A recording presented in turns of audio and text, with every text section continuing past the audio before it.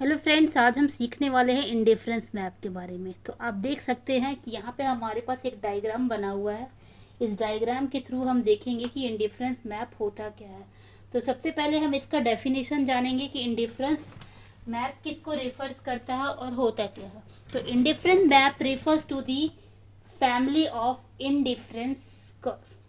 जो फैमिली होती है इंडिफरेंस कर्व की, उसको मैं रेफर करता है indifference map that represent consumer preferences. और किस बात को रिप्रेजेंट करता है? कंज्यूमर के प्रेफरेंसेस के over all the bundle of the two goods. जैसे मान लीजिए कि कंज्यूमर, मैं और आप, किसको प्रेफरेंस करते हैं, इसको शो करता है। अब मान लीजिए कि यहाँ पे दिया हुआ है कि indifference curve represent all the combinations. ये सारा जो हमारा आईसी है वो क्या कर रहा है?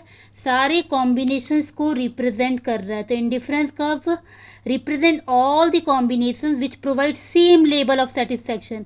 मतलब कि इनका लेवल क्या है सेटिस्फेक्शन का? सेम है। एवरी हायर और lower level of satisfaction can be shown on different indifference curve. जितने भी हायर है या लोअर है वो क्या कर रहे हैं? लेवल जो सेटिस्फेक्शन का है वो क्या है?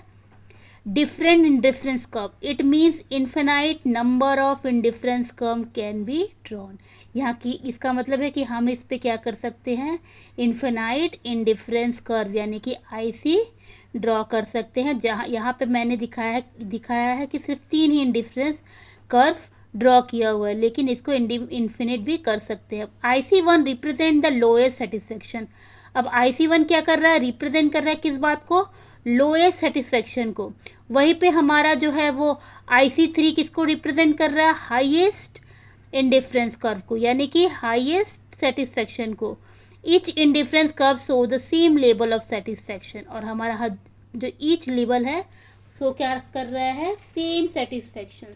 तो इस तरीके से हम लोग कह सकते हैं कि higher indifference curve represent higher level of satisfaction, as higher indifference curve represent larger bundle of goods, which means more utility because of monotonic preferences।